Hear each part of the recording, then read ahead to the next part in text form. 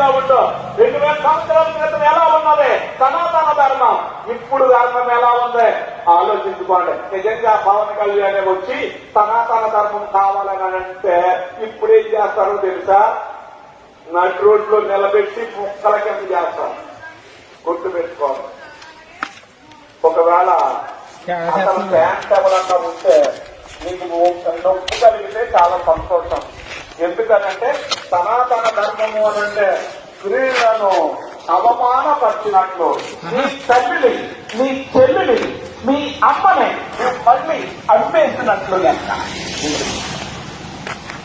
గుర్తు పెట్టుకోండి.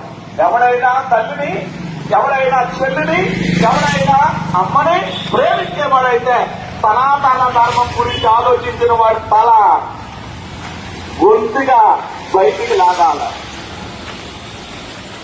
వాక్యములోనికి లాగాలి. వాక్యములోనికి వెళ్దాం. మరి ఈ ఉమెన్స్ డే